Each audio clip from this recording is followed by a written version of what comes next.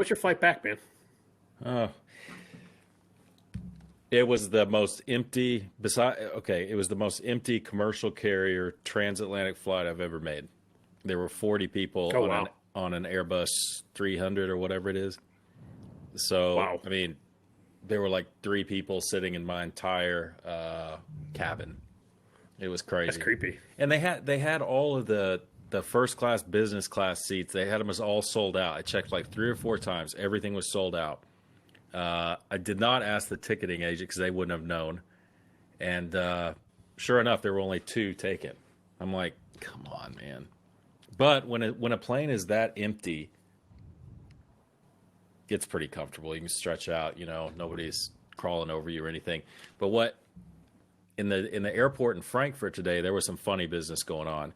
And it was just like the Keystone Cops, circus music, da, da, da, da, da, da, da. It was, I got there early in the morning. I had like 5 hours to kill before my flight. So I just went and sat down somewhere and just watching, just looking at stuff. And I noticed that the cops, their presence patrols really kicked up. And at one point, 5 of them walking together, 3 or 4 groups of 5 doing this loop. And at one point, a group of 3 walked by with their hands on their pistols, like looking around, German Polizei. And I was like, okay, wow, something's going on. So I had to go. It was about 10:30. I went and got in line. So my plane took off at 1. I went and got in line, and then the freaking Polizei SWAT team comes in all kitted up with weapons like at the low ready. And they're walking around, and they walk kind of over to the area where I was sitting initially. They walk in there, and, you can tell when stuff's going on. There's police vehicles out there and everything. Yeah. So then, and this is where it got real circusy, something was going on with Lufthansa, their software, something. Nobody could get their boarding passes, at the kiosk, so everybody had to get in line. So there's a long, long line at Lufthansa. And so I get on there pretty early. And then all of a sudden, some Lufthansa guy comes out of the back, where the ticket counters are, and sprechens the German, and basically tells them, everybody get out of here. We've got to get out for security reasons. So all the people manning the ticket counters, they all left, and they all went out the back while these SWAT guys are going in toward the A terminal. And I'm looking around at all the Germans, and I'm like, What about us, man? What's going on? And half the Germans were just like, whatever. They'll tell us what they need us to do. But Lufthansa felt it was serious enough to evacuate their employees from the ticket counters, but not to tell the people standing in line, the hundreds of people standing in line. And this didn't happen just once. They came back, started working again, and then they evacuated again. And this was no drill. This was no drill. So I don't know what it is. If it was a bomb threat, they would have evacuated, I think. I bet that somebody was just getting unruly. And I bet further, there's a bunch of Hasidic Jews from Israel that have been stuck in that airport like Tom Hanks, the Terminal style, for like 3.5, 4 weeks. The dude's walking around with the Orthodox. Yeah, it's something to do with visas or something and COVID. And they're Orthodox, and they have, the Orthodox get up with the long, curly sideburns. I bet you anything that somebody from the Middle East home with them, and it was getting out of hand, like behind in the terminal past security. So they just called in everybody. But it was like circus music. It's like the SWAT guys were acting like they didn't kind of know where to go, and they're like looking around. They post a couple guys over here, and they're looking like out the window, not in the airport. It's like, man, oh man, it's been a long time since 1938, hasn't it? I'm just saying, man. I'd like to see them try to roll through Poland now. Good day and welcome to another episode of Culper's Canteen Cup. Hey, this is episode 52, right? So who would have thought that we were going to be here almost a year? I think like April 4th is the 1 year mark. And it's kind of funny because when we kicked this thing off, we were talking about, well, how many episodes do we do? How long? Do we do one a week? Do we do one every other week? And I think we kind of went off the rails a little bit because I think the general consensus was if it was over an hour, we would do one like every 2 weeks. But we've had a couple pauses here and there. Obviously, we've got some family things that we do and living some life. So we've got haven't quite been right on the one a week, but I think over the average, we're just over that. So that's not bad. And the fact that we're still around and putting up with each other is even better. Before we kick into it, thanks to Carlton Zeus, for his intro music. I think we've probably used his music for 48 episodes now. So almost the 52 mark for him as well. So check him out at www.carltonzeus.com or check him out on Apple Music. So, all right. So we got Luke back. He took his pilgrimage back to the States, hung around a little bit, didn't come see me, didn't go see Josh. Couldn't find time to record. And now he's back. So yeah, man. But welcome back. Glad to have you back on the show. So let's kick it off with Tucker Carlson. All right, so Josh, give us the lowdown, man. What happened with Tucker over the last couple of days, and where are we sitting at? Dude, I don't know. I did not know exactly what happened at first, because I've been gone to the last week. I was up in Boston, and somebody. I was in and out, and I overheard people talking about Tucker and how he basically disparaged women in the military. And I was like, well, that really doesn't sound like Tucker, because Tucker's generally, as far as it comes to the rank and file, Tucker's generally very, he's always been very supportive of the military and stuff. He's been hard on the senior leaders of the military, which is fine. And so I was like, all right, let me see what's going on, because I really tried to stay off the news by and large. But this one was so big, and then I had, friends were posting about it on social media. So I was like, all right, let's see what happens. So one night last week, Tucker, on his show, he makes some comments, and the comments are, because the Army now or the Air Force, I believe, came out with a maternity flight uniform, right? So we've seen the maternity, uniform. Anybody who's been, in the military more than a day knows, hey, yep, women have a maternity uniform. Well, there was a flight uniform made because I think, women stood up and said, we demand a maternity flight uniform. Now, I don't know the specifics. I don't know how long into a pregnancy you can actually fly if you're a pilot. Okay, so first trimester. So you're right. You got your first trimester, and then you can't fly anymore. So I'm not sure why you would need a maternity flight uniform for that first trimester. Maybe, I don't know. So, Tucker being a political pundit, said his thing, and, Tucker has his show and has his fill, but that's not where the drama came in. The drama came in when a number of official DoD social media accounts went after Tucker, right? So you had a number of the United States Marine Corps official Twitter account went after Tucker. Army General Funk went after Tucker from his official Twitter account. And so if anybody doesn't know, there's this thing, it's called the Hatch Act. And as a member of the armed forces, you cannot use your official capacity to lobby, one way or the other when it comes to politics, all right? Because the military is supposed to remain apolitical. That was the intent from the very start with the founders, was the military must be apolitical. It has to be run by a civilian, right? Because, that whole coup thing. But now you even had, I think day before yesterday, the Secretary of Defense addressed it. The Secretary of Defense came out and went after a private citizen and a member of the media. And the woke crowd on social media, the woke military crowd, is lauding this. They're like, yes, I'm so glad to see my leadership stand up, for what is right. Nobody has at all mentioned how bad this is and where this leads to, where the military leads to. nobody's mentioned that because everybody's wrapped up in the wokeness of 2021, and it, dude. I was reading it and reading some of it, and then the military officer, one of the military officer forums I'm a member of on the Facebooks, dude, you would be shocked. Well, maybe you wouldn't be.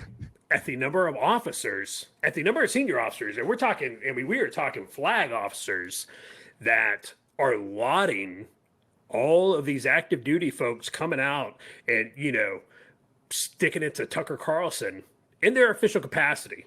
In their official capacity, and I'm talking about they're starting social media posts as the commanding general of Third Corps. I disapprove of everything Tucker Carlson says and stands for. It's like, holy shit! Are you serious?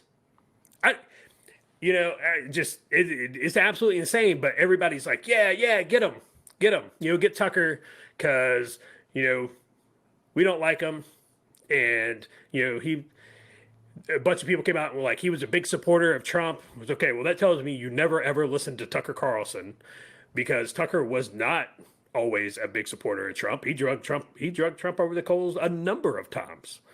For the most part, Tucker called balls and strikes relatively fair. Do I agree with everything he says? No, but I don't agree with everything everybody says.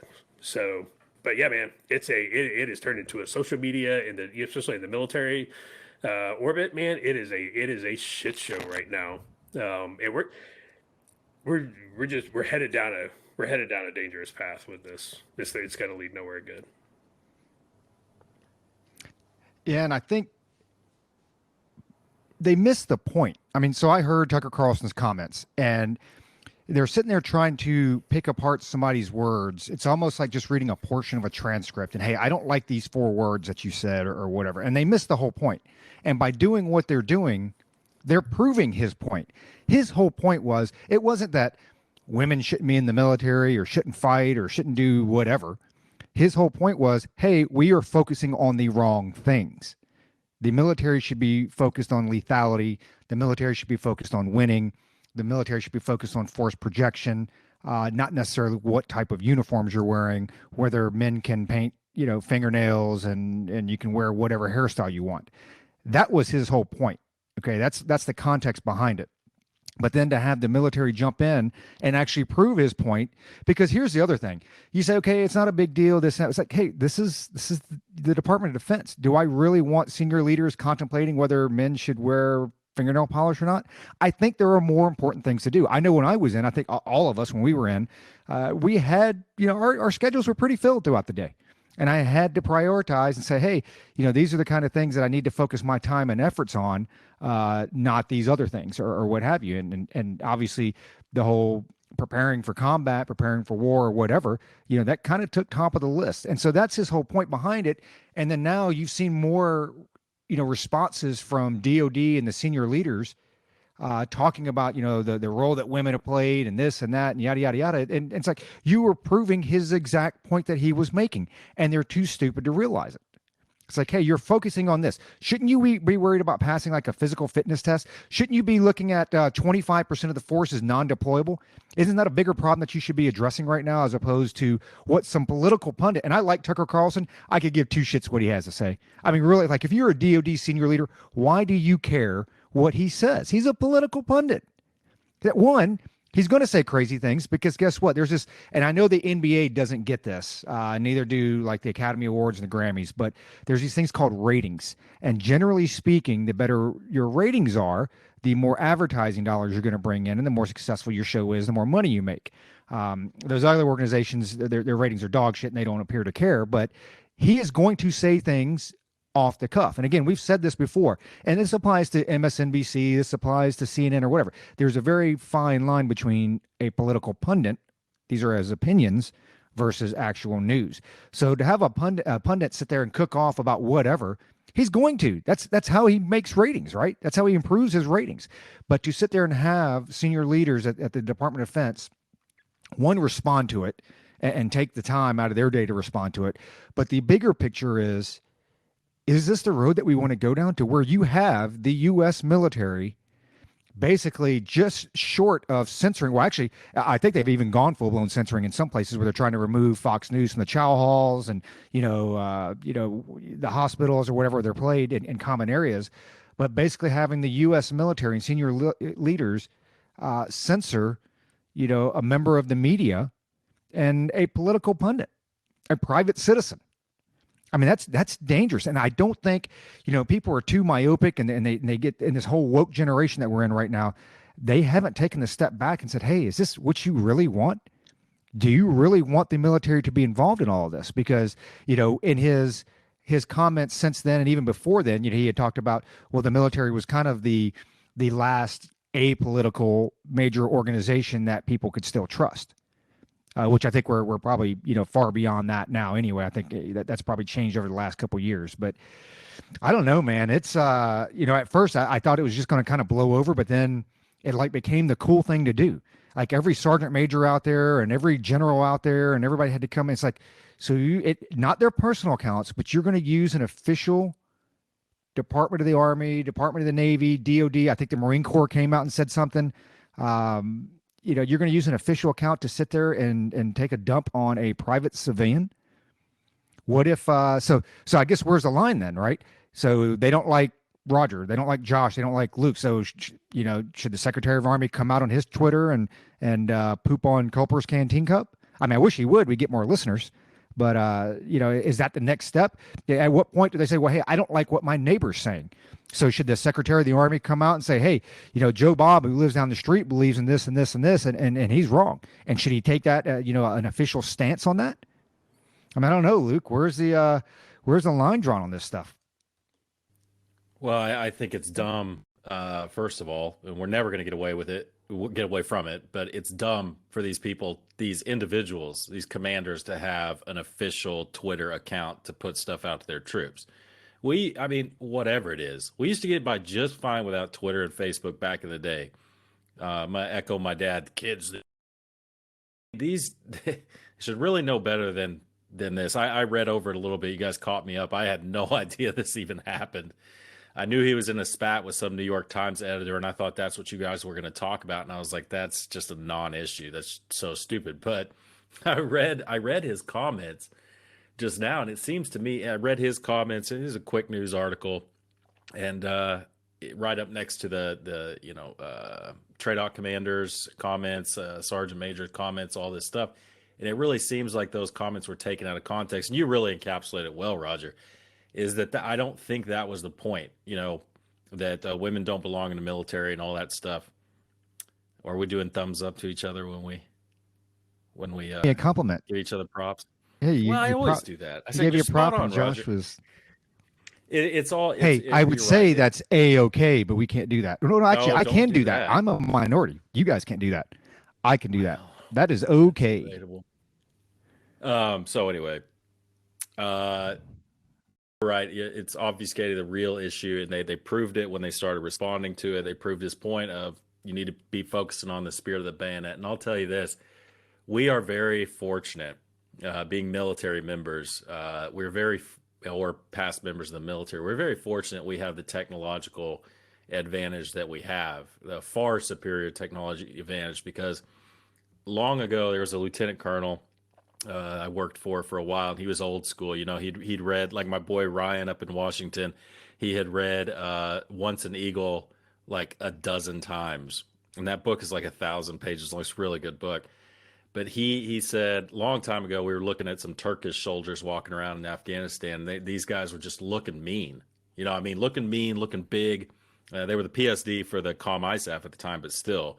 And he's like, on a force on force, like platoon on platoon, they would absolutely blow us away without, if technology was not a factor, because U.S. military has absolutely lost the spirit of the bayonet, and it's been that way for a very, very long time, because we're worried about these non-issues. I mean, we could start going down the road of, women in the military and all that stuff. I happen to think that they're half the population.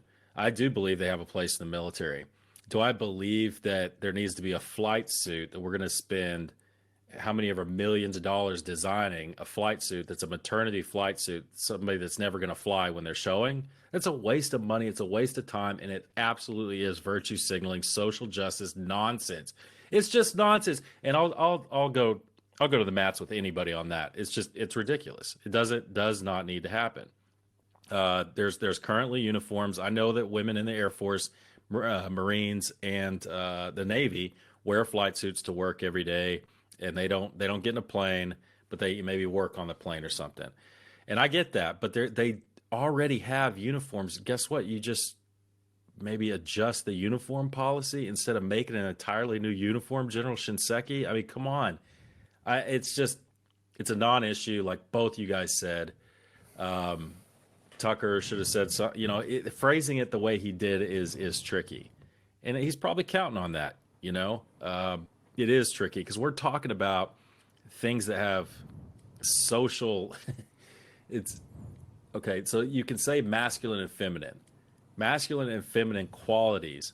A woman can have masculine qualities. A man can have feminine qualities. That's not a negative or a positive thing. It just is. That's just how we encapsulate the terms. These particular traits are generally associated with males, masculine. These are associated with females, feminine. It doesn't mean you can't cross over and have some of those same traits. I mean, Josh is a very sensitive guy, very sensitive, and I would call that a feminine trait. But make no mistake, Josh is a very manly man. It is a little scary, Roger, to get back to your point. It is a little scary when we're taking sides like this. I don't remember any messages coming out, during either of the Iraq wars where, the pundits would get on and call troops war criminals and say all these kinds of horrible things. I thought they were horrible. I don't remember any generals coming out and like directly addressing one person. Maybe they did, but I don't remember it.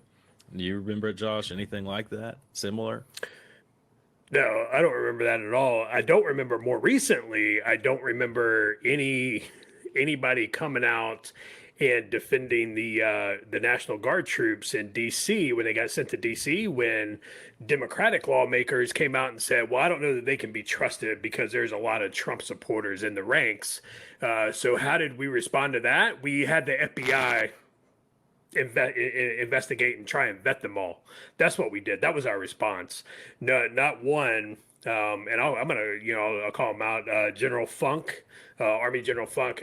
You didn't come out and defend them at that time. You didn't come out and tell those Democratic lawmakers how appalled you were, and how that was a direct attack on these great Americans. The SecDef didn't come out and say shit. So, but what then? It's absolute nonsense. It's absolute nonsense. And so what we've done now is we've set a precedent.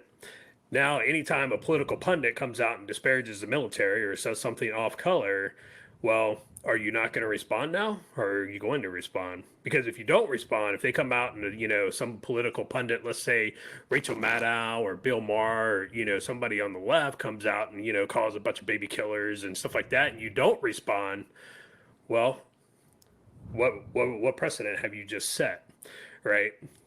If anything, you've just shown you've further shown your true colors, that you're just trying to be woke. You're trying to be politically correct, in this instance, because you don't like the messenger vice message, and Roger's spot on. It's, we're more worried about maternity flight suits. Pregnant woman's not going to be pulling, in her third trimester, she's not going to be pulling, 9 G's in the shitty F-35. So we're going to spend a bunch of money on a uniform. Hey, man, guess what? Hey, when you get to that point and your uniform doesn't fit anymore, you just wear civilian PTs to work every day. That is truly that simple. We're, like Luke said, we're going to address the dress code, for you. And, you're going to wear what's comfortable for you. It's truly that easy, instead of going and spending a bunch of taxpayer dollars that we don't have on yet another new uniform. Because what about is the Army going to do the same thing now? Are we going to have, is the Army going to have a maternity flight uniform? We've got female pilots. Are they gonna have one too? The Air Force has one, so we gotta have, the Army's got to have one, right? And Absolutely. now the Navy's got to have one. Navy's got aircraft, female You know what? pilots. I think with recent pics I have seen of senior leaders in the Army, and even the Marine Corps guy was called out. I think we should just go to spandex or stretchies, and that way. Go to Spanx. Did you see the that Marine? I forget who it was. It wasn't the commandant, I don't think, but somebody called him out. I was like, "Do you fall within regs?" And the guy's like, I'm an amateur bodybuilder, and he literally tweets back like pictures of him in the gym, and I keep myself in shape as I'm sure you do. And I'm like, so you didn't answer the question. Do you meet height weight requirement? I'm betting no, because I've seen some senior Army leaders that I know do not meet those requirements. General Milley. Yeah, dude, that's a large dude. That's a dude. They have to palletize him for every jump. For But you know what? This goes back. Do you remember the California National Guard troops when they were kneeling for the BLM protests? This goes all the way back. Yeah. It goes back to there, because what they did, you talk about setting precedent. There's several things that are packed into this. Okay, it's not just one topic that we're discussing here. There's several things that are in this, that are involved in this. And the other thing is, outside of not having the military, the government attack private citizens, it used to be the military was a unit. It was an organization, and it was about the mission and executing the mission, right? Mission first, soldiers always, all that stuff. And then during the BLM protests, it was all about, well, no, as individual soldiers, they can now express their beliefs, their discontent, whatever it is, while in uniform and while on duty. They made that okay. The Hatch Act states otherwise. Right. Right. So either it is or it isn't a thing. I can't put up, as an active duty officer at one point, I couldn't put up a campaign sign at my desk. Right. Right. So when they allowed those folks to go out and kneel with BLM while they were in uniform, on patrol, on duty, and people were like, "This is awesome, solidarity," and you're like, "What the fuck are we doing?" Like, what? I actually liked your Facebook post earlier when you were talking about, well, I guess the PAO office for the military is going to have to expand quite a bit. And then the one D-bag comes on there and he wants to bring up all the way back to episode 1. Well, like Captain Crozier, he was treated wrong. I was like, dude, it was everything in me not to respond. I'm like, hey, dickbag, do you not recall that, oh, by the way, before that incident, Captain Crozier had a picture of himself 2 weeks prior with these people? I mean, it's like, come on, man. It's like, you can't even make this stuff up. That's the thing. And, that guy was like, yeah, Captain Crozier was wrong. And again, man, that's, Captain Crozier, and we talked about it in episode 1, for you guys who missed that, go back and listen. Crozier was flat out wrong. Do you like how I brought that all the way around full circle? Full circle, 52 episodes all the way back to episode 1? It was, Crozier was wrong, man. Man, that was pretty smooth. So smooth that I had to point it out. Smooth. So let me transition into this. Not quite as smooth as what Roger did, talking about soldiers kneeling for BLM. We didn't really get to do anything live from the Chaz because it was a little disappointing. There aren't a lot of people kneeling at the Chaz. It used to be called Cal Anderson Park, and I think even Google, I looked it up on Google, and back in the day we used to go to Seattle. I don't know if you guys ever went up toward Cal Anderson Park, but it was real nice. It was kind of a cool little hipster whatever area, kind of high-priced apartments for the rich UW students up there. And I remember it being real nice, but even on Google, when you look it up now, some smarty pants working for Google decide that, because I think the Chaz wanted to name it like Independence Park or something like that. And on marked Independence Park. It's not marked Cal Anderson Park. On certain, if you zoom all the way in, I think it goes to Cal Anderson. But anyway, there aren't a lot of BLM protesters there anymore. They're not kneeling so much as squatting, because squatting, literally not squatting there in a tent. They are dropping trowel and squatting in that park. I don't know if it's because, man, there's human feces. There's more human feces in that park than dog feces. I Wow. kid you not. The park is completely trashed. Uh, I did a little segment. Maybe we'll throw it in here somewhere where I did a little 30-second deal, 45-second deal in front of their farm that they made. You guys saw it. It's the farm is still there. The farm is still there, but it's just the most pathetic. The garden I raised last summer without my wife being here is better than theirs, and that's pathetic. Little garden, it's awful. It's just, there aren't even any unsavory characters roaming around that park anymore, and it's really a testament to our culture. I mean, they were all in, all about it, and then they just packed up and left. They might be back when the Derek Chauvin thing takes off, but I mean, I got to give props to like those nuclear protesters in D.C., right in front of the White House. Somebody was camped out there for like 40 years. I think recently they packed up and went away, but for at least a little while, but continuous presence for like 30, 40 years. You can't even keep these kids in one place for 60 days. I mean, it's pathetic. And they trashed the park. I was expecting more, man. I even went out and got a coffee with a pink lid on it before I went out. Took off, to put the pink lid on so I'd blend in a little bit. They do have all gender restrooms though. That's pretty cool.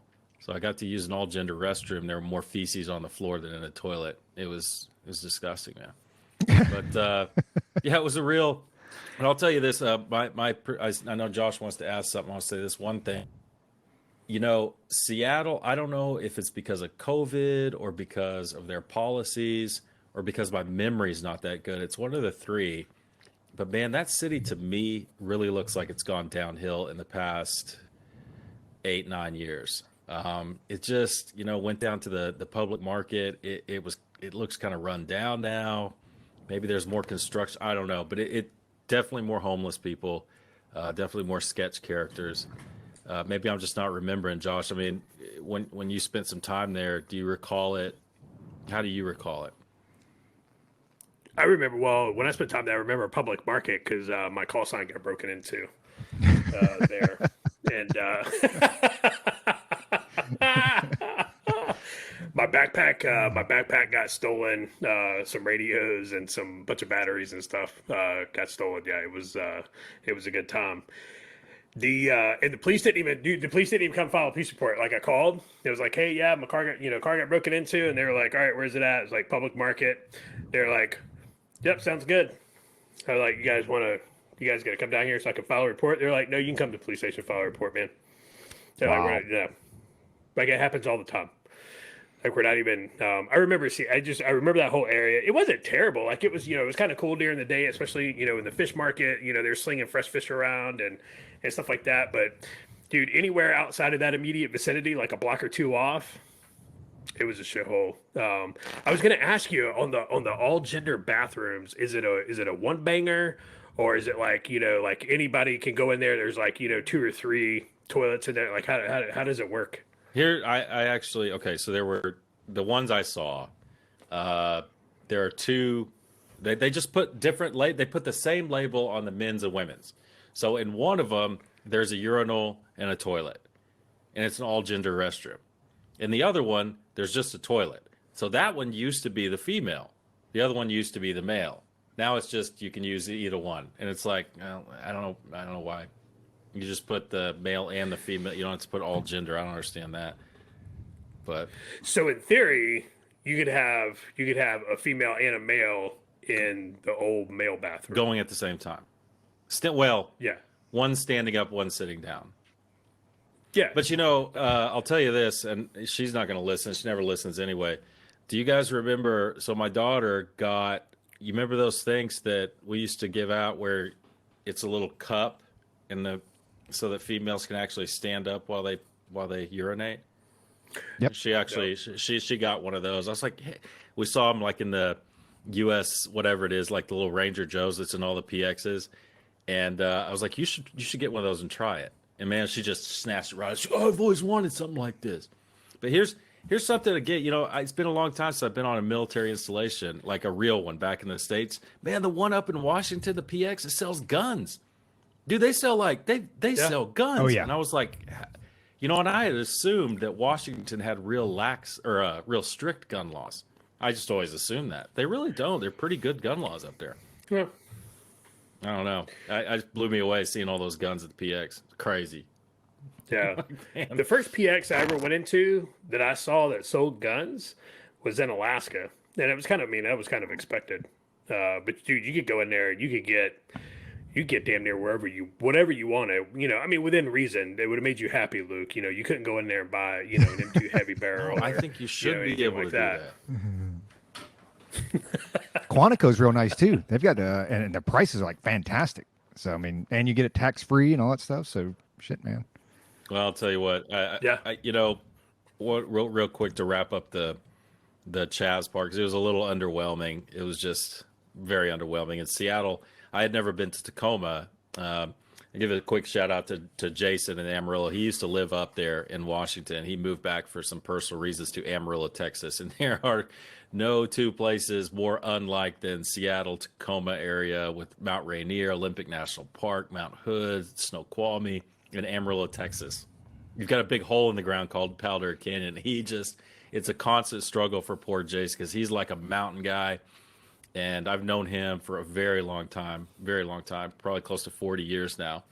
And I always assume, because this guy looks like a mountain man. He's got, he's husky, strong. He's got big forearms. He drives this awesome 1993 Land Cruiser. He's decked out.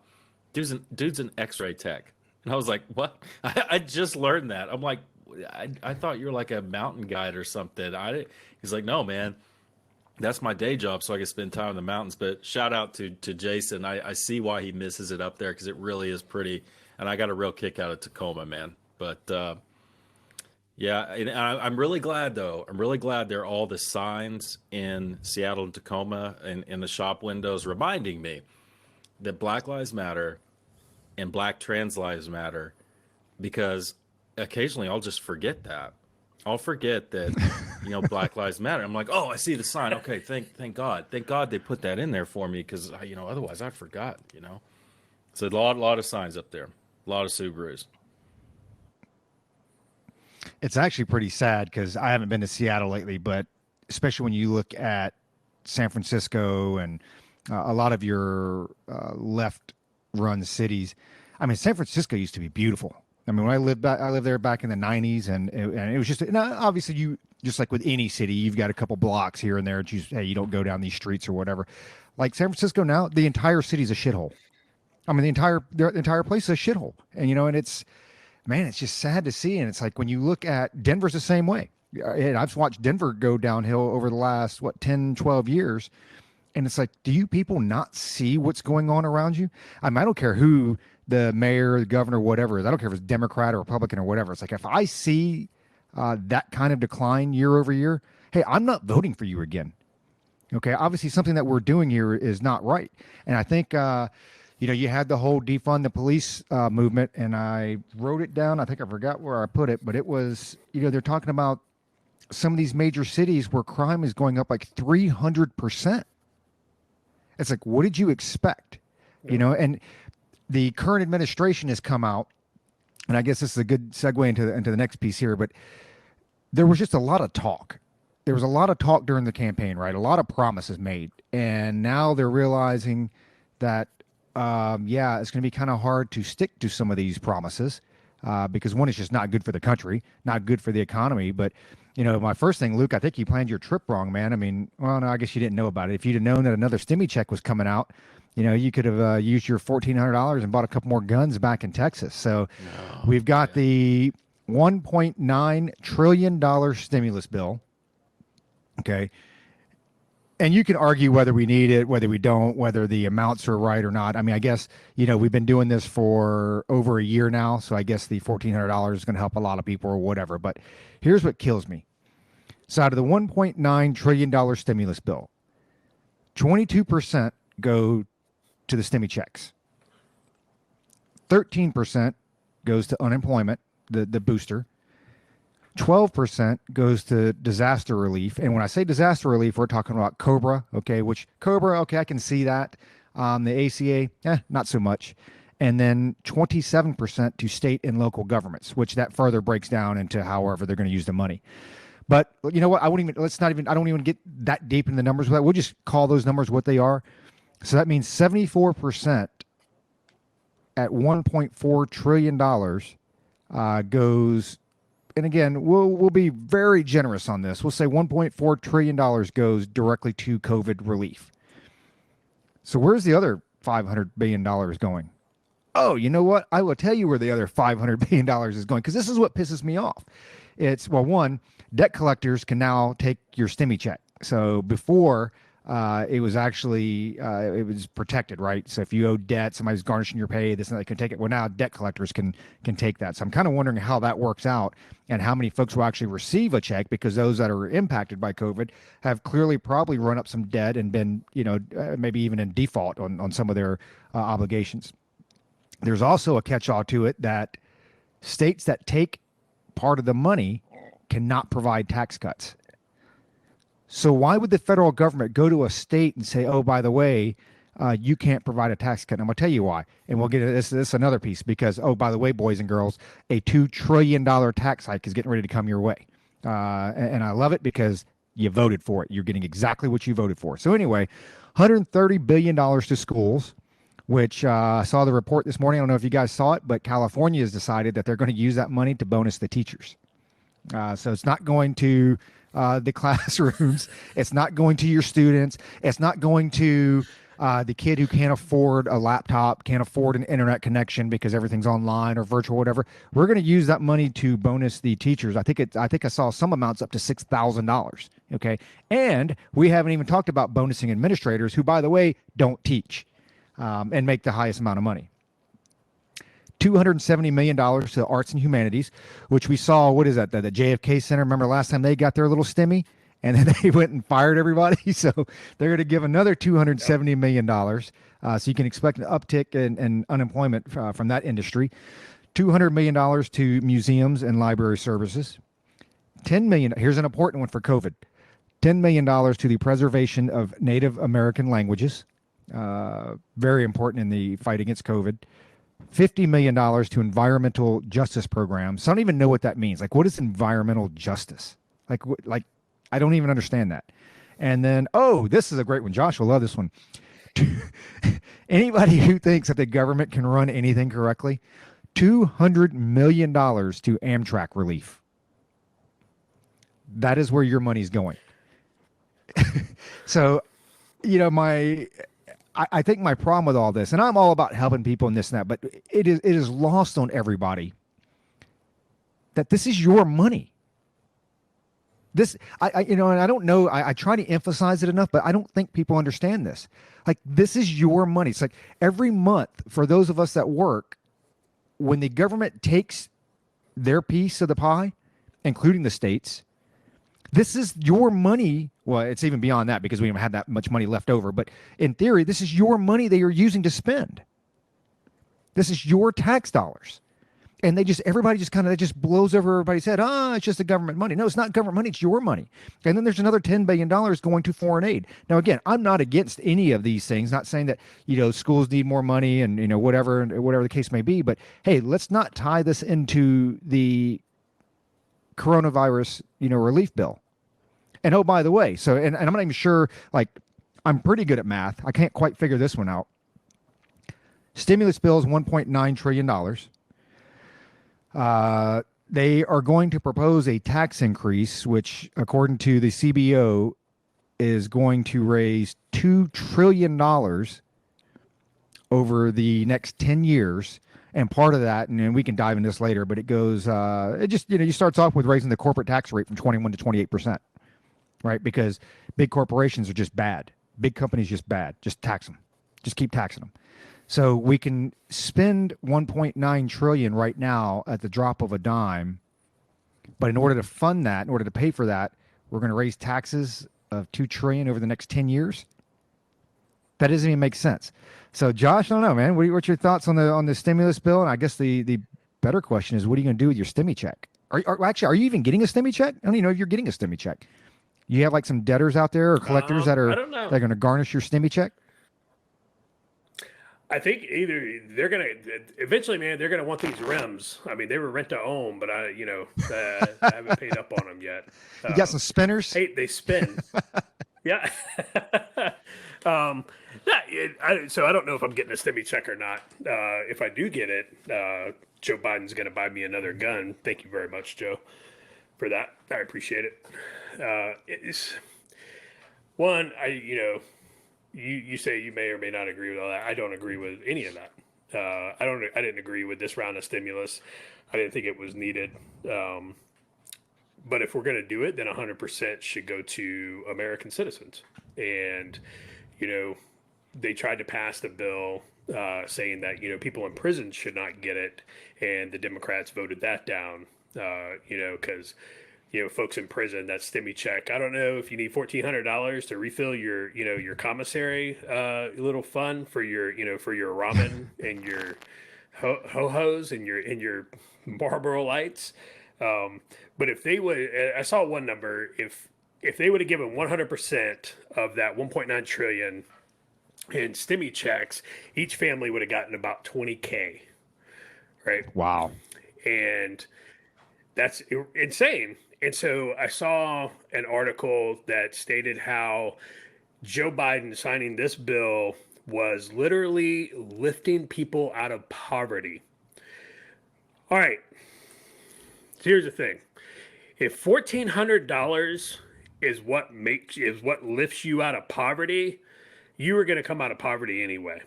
That $1,400 isn't going to do shit for you. It's not, right? You were on your way out of poverty anyway.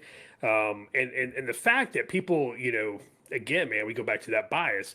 When Trump was talking about the stimulus, it was, first it wasn't enough, and then, he's going to bankrupt the country and blah, blah. And now it's like Joe Biden signed the stimulus. People are like, he's lifting people out of poverty, which the people who are in poverty, you're probably not very good at money anyway. So you're probably going to waste that $1,400. You're going to go buy some bullshit with it. And, that's just going to be what it is. And guess what? This time next year, your ass is still going to be in poverty, because you probably don't follow Dave Ramsey or, anything like that. So, as far as, with the foreign APs, we're giving teachers bonuses. Why? And that's what pisses me off. Why? That's what pisses me off, because there are, like, if you really want to talk about helping families, there are families, because of the virtual learning, don't have a laptop, right? I remember reading articles like back in Maryland and in some of the lower income neighborhoods where, like, hey man, we don't have a stable internet connection. Several people have to tether off their phone, and I don't have a laptop or a desktop for the kids. It's like, hey, why isn't that money going to that? That's how you help them out. Yes. Dude, 100%. 100%. It should be, the STEMI check should be more targeted. It should be going to folks who truly, truly need it. And I don't think, by and large, I don't know of too many people who would say, no, I don't think, the family that's too poor to afford a laptop and, some Wi-Fi for their kids to go to school on. I don't think they should get any money. I don't think you would find too many of those people. For the most part, Americans are fairly generous, especially for people who are trying to help themselves, who are just, down on their luck a little bit. But as long as you're trying to help yourself, most people will reach in their pocket and help you out. I know a number, I know some churches have gotten together. It's like in wintertime, churches get together. It's like, hey, give us your old winter clothes that you don't wear anymore. We're going to give those to, so kids can have jackets so they're not freezing to death at a bus stop, stuff like that. And, nobody's got an issue with that. But when you're talking about we're going to give 5 billion or 10 million to Pakistan for gender studies, and, we're going to do this, and we're going to give teachers bonuses, and that's just a bunch of bullshit, man. We're getting arts and humanities, it's a bunch of bullshit, and people are too stupid. 90% of Americans are too stupid to realize that is their money that is going to that. And people are People aren't paying attention. Do people still think the rise in gas prices is because of Texas, the winter storm in Texas? That's the level of stupidity and ignorance that we are dealing with today in America. Uh, Almost, I tried to post the other day, respond to a comment saying that 90% of Americans are cowards, and, Facebook warned me. Facebook's like, we've already banned you, previously for a similar comment. Do you want to delete this? So I just, I had to reword it so it wasn't as Hey, man, direct. you should ask So for I a wouldn't fact get. check on that. I should, but it's just it's bad. We can't keep spending money, but there are a bunch of people, and I love it, that are super upset that the checks aren't $2,000 a piece, and that comes back to that whole, like, Joe Biden's not fulfilling his campaign promises. He lied to us. He said it was going to be $2,000. Where about $2,000 check, Joe? Which just it goes to another problem in America where people think they're fucking entitled to something. Nobody owes you shit, people.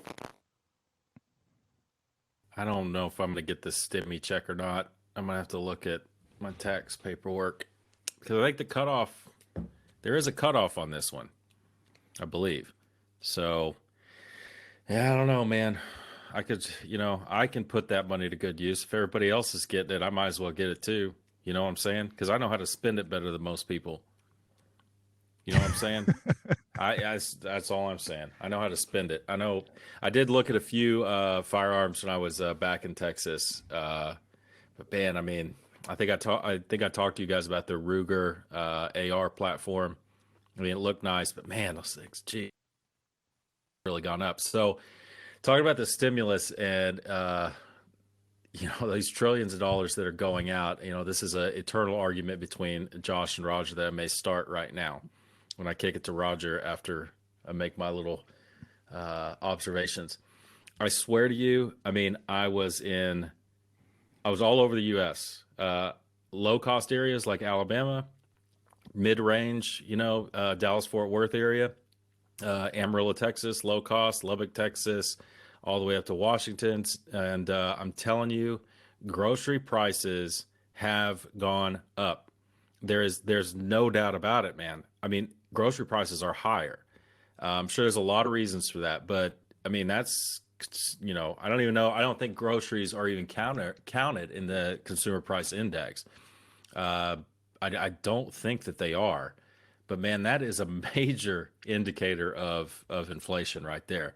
I heard an interesting theory, and I don't think I said this on the last podcast. I listened to it on the plane. I fell asleep while Roger and Josh were talking. Most back up when I was talking, like, oh, so finally somebody's saying something makes sense. But yeah, anyway, I heard an interesting point about inflation, or I read it.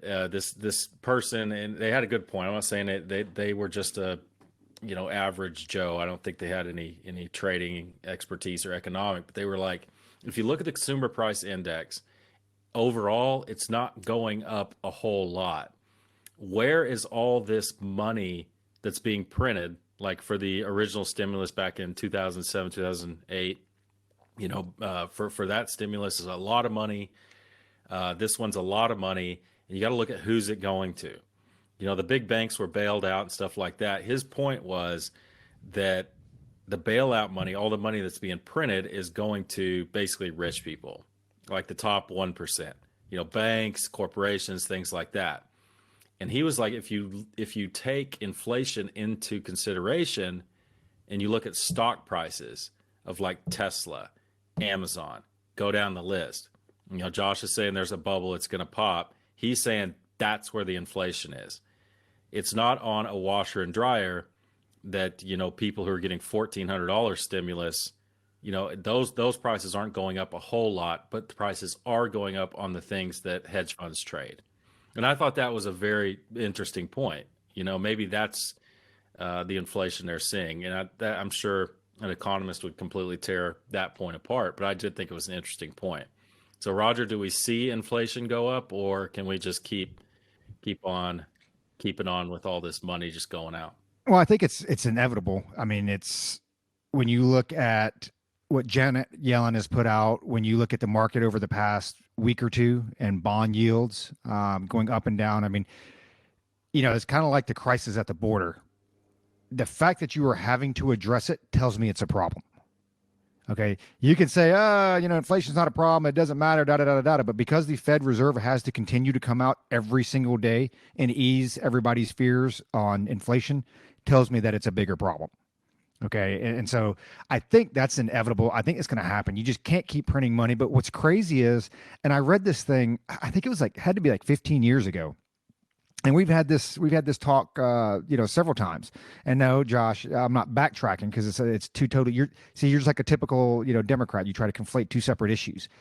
But read this, 10, 15 years ago, maybe even longer than that. What's that? He's not even talking at Rogers already. He's just piling on. Now, I see his stupid ass little chats come up, but. And I forget who I read it, who wrote it, and exactly where I heard it, but they were talking, 10, 15 years ago that, oh, by the way, with the Democrats, that the national debt just doesn't matter. And, I'm, as a fiscal conservative, that it blows my mind. I'm like, what do you mean it doesn't matter? And, I just sit here and do a quick gurgle and, it's on the conversation and it goes like the headline, why the $22 trillion national debt doesn't matter. I mean, they just honestly believe that it's like, it doesn't matter if it's 20 trillion, 30 trillion, or 40 trillion. And what's tough is conservatives historically have always fought to, be a fiscal conservative, right? But you've been fighting against Democrats who I believe over the last 2 decades have already made the decision that it doesn't matter if we have $100 trillion national debt. It just doesn't matter. But what's even scarier than that is the GOP.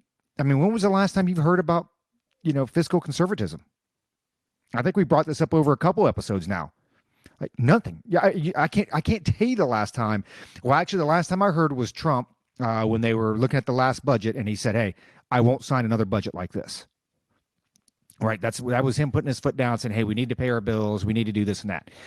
But I don't hear anybody on the right saying, hey, we need to get this under control. I mean, I don't even know what's the national debt at right now. This article's a couple years old. It's got to be 23, 24 trillion. When do you guys Google this thing? You can throw it up in your stupid little chat window. But it's got to be like 23, 24 trillion dollars now, right? And I don't even know if that's after the 1.9. I think it's more than that. I think it's more than that now.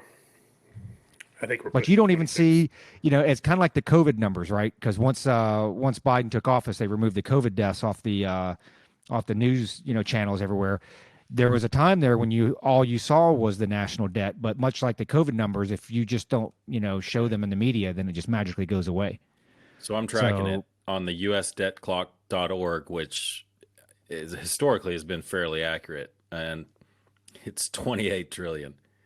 Oh, good it's 28 trillion. And, if you watch this debt clock, it is absolutely insane how fast these numbers move. Oh, gosh, crazy. 28 trillion. So there you go. I wouldn't have even guessed $28 trillion. I was thinking, okay, maybe 25, something like that. 28 trillion. So we're going to hit $30 trillion by the end of this year. Yeah. Mm-hmm. So, yeah, it was, we've gone back and forth on the inflation and, issue, and the inflation matters. I remember our discussion before, and Roger's like, "Oh, inflation doesn't matter," and it does. It 100%. Did I say that? Why don't you go back and check the audio tape on that? Yeah, we can go back. Go back. I'll come back. Hey, next episode, I'll have the receipts. Dude, you can't even get a social media post up on time. Let's just come back. Let's get our producer on that. Let's get our producer on that. Yep. I think my question was what we were just talking about was that the national debt, a lot of people believe it doesn't matter. That you're conflating two separate issues, but keep on going. This is your time. No. The debt does matter and inflation matters. Both of them matter. Because the debt has to be resolved somehow. At some point, sometime we have to resolve the debt. And you can't print a bunch of money and create inflation to pay the debt. You go back and you look at the 70s and the 80s when the price of consumer goods started going, it started going up quicker then you turn around and look at the the GDP growth and everything. Is what Carter described as the malaise. Um, this does not help. This 1.9 trillion does not help. That's why I'm firmly against it. I was firmly against Bush bailing out the banks, bailing out Freddie Mac and Fannie Mae. The government should not get involved in the private industry, in the private sector like that. And I remember Bush's comment, I had to violate private sector principles to save the private sector, the private market, or whatever. And it's like, no, you should have let it fail. If you're a mortgage lender and you loaned a guy who works at a car wash $500,000 for a house knowing he couldn't afford it, well, you're stupid. That's a terrible business decision, and you deserve for your business to go under.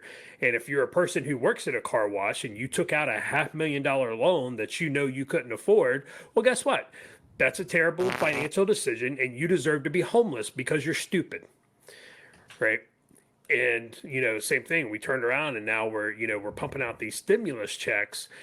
If you go back, if people were smart and the governors would have, say, the governor of California, the governor of New York would have followed what the governor of Florida, Ron DeSantis, did, well, guess what? He didn't shut down the state. He didn't kill a bunch of small businesses. And oh, look, by the way, your numbers, they're pretty much the same. And Florida's in better financial shape now than California is, simply because they had a different approach, right? So they didn't need the money. They didn't need the bailout. You just needed some fucking common sense, which nobody has anymore. And as far as the GOP, I don't know that you will ever hear anything about fiscal conservatism ever again out of the GOP. I think that ship has sailed, because now the government is so involved at making sure that every American citizen is, financially taken care of, is taken care of with that program and this program. The worst thing we ever did was institute government welfare in this country. That was the absolute worst social program ever to be done. You go back and you look at, the community that it's hurt the most is the black community. The numbers don't lie. You go back and you look at, something as simple as the rate of single motherhood in the black community. Look when it exploded. It exploded in the 60s after the Civil Rights Act got passed, and we put these big ass social safety nets in place. And then it was, well, I don't have to hang around and be a daddy, or I don't need a daddy because the government's going to take care of me. They're going to give me money. Right? And somebody's got to pay that bill. And all we did is we have shifted that. We have kicked the can down the road to our kids and to our grandkids, and they're going to have to pay that bill. And you look at China. China's buying up a lot of our debt. China's buying up a large amount of debt. And at some point, China's going to want that debt paid. And they might not say, hey, you might not have to pay it monetarily, but you're going to have to pay it in something. Oh, by the way, we'll go ahead and take the state of Kansas. We'll go ahead and take the state of Montana. Hopefully they'll say we have California. Oh, fucking, they can have it. You guys can have it. You can have all the idiots that go in there with you. Give us everybody in Hong Kong. We'll give you everybody in California. Deal. I like that. I just thought of that. Okay. You know what? And during that spiel right there, our national debt just went up like another $2.5 million. Here's something real quick before Luke transitions us. I got one more thing. Our U.S. federal debt to GDP ratio is 129%. And it kind of makes me wonder. It's just, you're not seeing this stuff in the news anymore, because I remember a time when they were talking, hey, your debt, you compare it to your GDP and the percentage of it. And as long as you're below like that 75% mark, you're in good shape. Because in 2000, we were at 58%. Okay, so we've essentially doubled that. But here's the big thing that kills me. The U.S. federal spending, actual, not the official, because there's actually about $1 trillion difference, right? We're about $8 trillion in U.S. federal spending. The budget deficit is $4.5 trillion. Unbelievable. Yeah. No, and so the last thing, and I'll kick it over to Luke, is for all these people who keep talking about let's tax the rich, let's tax corporations. You take the top 100 billionaires in the United States. We're talking about Bezos, Gates, Musk, like I'm talking all the billionaires in the United States. You take the 100 or so billionaires that are here. If you were to tax them at 100%, you were to take every single penny that they had. You fund the federal government for less than 10 months. You fund the federal government for less than 10 months. Okay, the people are like, oh, tax the rich, tax the rich. Well, okay, you could tax them at 100%. It's not a tax problem. It's not a revenue problem. It's a spending problem. And anybody who's past kindergarten knows if you spend more than you take in, you're always going to need more. That's just, I don't understand why people don't fucking get that. Like, I truly don't. Why? Well, I kind of do. Why? Because 90%, 95% of Americans are fucking stupid. We should fact check that. Just saying. Just now you got me all worked up. Yeah, so Titus is taking 2 shots, a lot of shots. Josh just called people stupid like 4 times, I think. So Titus is feeling. Yeah, real quick, Titus, dude, stop sending me videos with you all sweaty after your run, saying, "Hey, bro, just checking in on you." Yeah, I know you're showing off, man. He's sending me these sweaty videos. It's like, I don't know how I'm supposed to feel about this, old Titus, man. I mean, you're a sexy guy and everything, but we'll leave that for another time. But yeah, so you forgot about taxing the rich, Josh. You said Bezos and Bill, the United States' most wealthy African American. Do you know who that is? Oprah? Elon Musk. Elon Musk. You're such a racist. Oh, that's right. He is. That's right. You're such a racist, dude. Your mind went to, oh my God. But I did say Musk. Oh, you did? Okay. Yeah. But you didn't qualify that he's African American. I did not. You need to do that next time. So speaking of inflation, I'll try and be more woke. Well, and the thing is, inflation, he is like truly African American. He was like actually born there. Yeah, he's South African. Yeah. So speaking of inflation on multiple levels, I did the Pepsi challenge. You know what's most frustrating about me doing the Pepsi challenge was I would tell these lieutenants in Washington, I was like, I did the Pepsi challenge, like the Pepsi what? I had to explain the Pepsi challenge to them, and they're like, oh, was that a thing? And I'm like, it was the thing. Like, of course, it was probably 15 years before they were born. But anyway, did the Pepsi challenge, and I hope that the prices don't inflate like my gut on these chicken sandwiches. Did the Pepsi challenge between Popeyes and Chick-fil-A. I didn't just do 1-on-1 either. I started off with 1 Popeyes spicy chicken sandwich. Then I went to 1 Chick-fil-A spicy chicken sandwich with cheese, and then ate another Popeyes and ate another Chick-fil-A. And that was the first fast food I had eaten in the States. I ate that, and I mean, my body immediately after swallowing the last bite was like, bro, first you need to go lay down for like 4 hours because the body's in shock at this point, and you need to eat a salad and maybe drink a couple of gallons of prune juice. Because, dude, I ate it, and I got up from the table. We're at my son, our house in Lubbock, where our son's living right now, and I just went and crashed on his bed. Didn't ask nothing. I was like, it's my house. I'm going to crash on that bed. I crashed for like 4 hours, dude. But Pepsi challenge for now. I give all due respect to the Lord's chicken, but for now, I gotta go with the Popeyes. For now, that's right. You're winning. For now, I'll have to do some more, back and forth. I'm not going to do the Pepsi challenge like that, but I also had, and this is where I had Bojangles breakfast chicken sandwich for the first time. So I guess that was the real first fast food I ate in Alabama, and it was good, man. It was straight up. So I haven't had their regular chicken, but their breakfast chicken was. Popeyes is the shit, dude. There's nothing superior to the Lord's chicken. Dude, you're so woke. That's the woke chicken. That's Chicken all centers. all the woke people eat Chick-fil-A. Centers. But I like Bojangles. But the problem with Bojangles is dude. Bojangles, it's a little dirty. I mean, it's right above a Waffle House as far as like you might actually catch salmonella while you're getting your cheddar bow biscuit. Dude, Bojangles is the Huddle House of chicken sandwiches.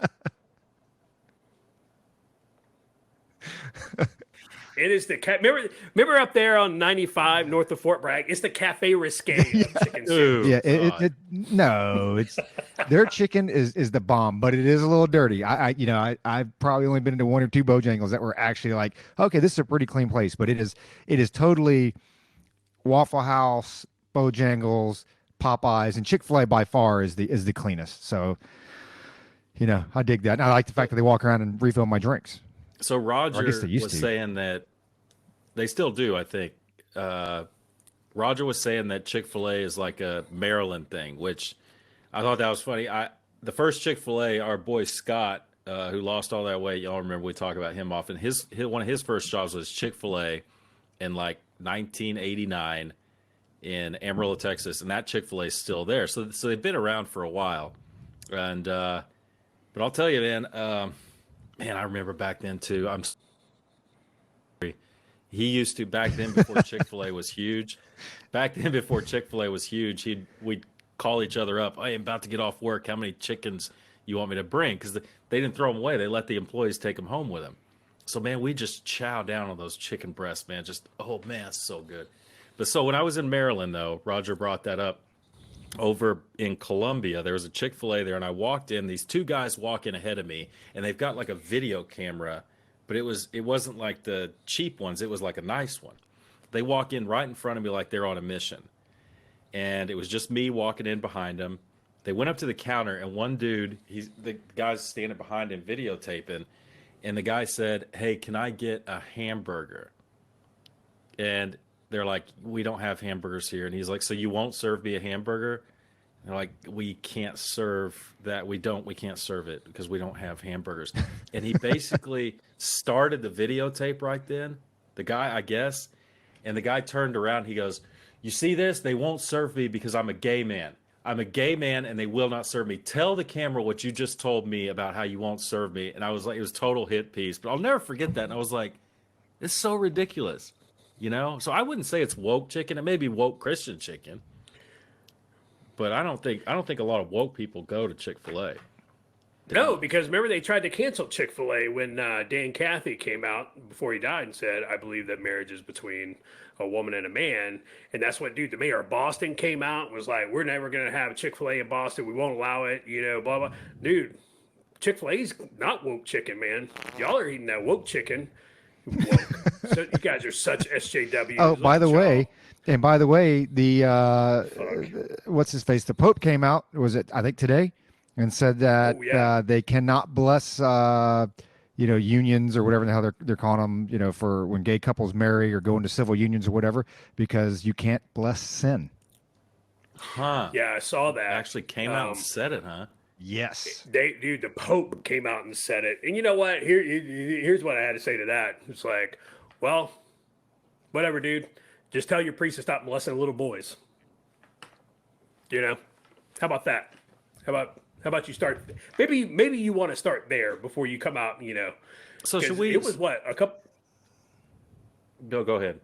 It was like I was saying it was like a month ago, 2 months ago, where he was meeting with some of the some other world leaders, and he was kind of getting woke, and he was a little bit of a social justice warrior, and that was he's been that way the whole time. Yeah, there's been a lot of questions, but we could get into a theological discussion about the Catholic Church. I don't need a church blessing anything of me. I don't need a priest. Here we go down the religion road. Now we're going religion, politics. The next episode, tune in because we're going to talk about sex the whole time. No, but so man, why did the Pope even address that? I mean, why would they even come out and address that? Because there are followers that are gay, obviously, and are Catholics. So, I mean, as a church, knowing that you're going to turn off, could be a significant population, or a following. I mean, why would you even address that? I don't know. It's because it's the Catholic Church, man. Dude, nobody understands the Catholic Church and the shit that they do. That's why a lot of us quit. I don't need to go through. I don't need a middleman to talk to the man. Exactly. That was my point. Yep. But you got to look at the Catholic Church and where their reach is waning and where it's gaining, right? The Catholic Church for a long time has been, of course, we know Central South America, very powerful. Oh But yeah. it's gaining, and homosexuality is not seen in a lot of parts of South America quite like the U.S. and especially Western Europe sees it. It's very true. Catholicism is waning in Western Europe. I would say it's waning in America, but you know where it's really gaining? Africa. And a lot of countries in Africa, I know they're not all the same, but again, homosexuality is not as widely as accepted as it is in, Western Europe. And maybe that's has something to do with it. I don't know. That's probably the best explanation for it. Because yeah, and it's actually, and I mean, that's it is a lot of African countries, at least the ones that I went. It was yeah, it's definitely not accepted. It's still one of those things you do behind closed doors you don't talk about. So check this out, and I'm picking up bits and segments of this thing. So the Vatican holds that gay people must be treated with dignity and respect, but that gay sex is intrinsically disordered. Wow. How are they not catching flack? I would not. It's a bold move, Cotton. Yeah. It's a bold. Holy. See if it works out for them. Yeah. God. Wow. Wow. That's You're one about way to to have put the it. next Martin Luther. Oh. I mean, it's kind of like, and I was a fan of the Bill Clinton era as far as the military, don't ask, don't tell. It's kind of like, hey, you know what? We know a percentage, of gays or whatever serve in the, serve in the military. So let's just not ask. Let's just, hey, you want to serve? Serve. You want to be a great American, go out there and serve your country, rock and roll, do it. We don't want to ask. I'm shocked that they even come out and make that definitive of a statement. Because that's obviously going to be a big turnoff to, a pretty significant population, I would think. Well, it's interesting. Now we're going down a theology route. I think it's real interesting. A lot of the arguments, the 1980s, Bible Belt, 1970s Bible Belt, the way they talked about homosexuality in the more liberal Bible Belt, Southern Baptist type places, the way they talk about it is, Now, bear with me. I'm not making a stance. I'm just filling you in. They would say, well, homosexuality is a choice, or they'd say you're born with it. It doesn't really matter. It's a sin. Okay, so you have to fight the sin, and that always sexual community off, which I understand why they'd be turned off by that. But the argument that Christians would make is, well, it's the same as alcoholism or it's the same as alcoholism or gambling or something like that. You have a gambling addiction, you have an alcohol addiction, you can fight the addiction, right?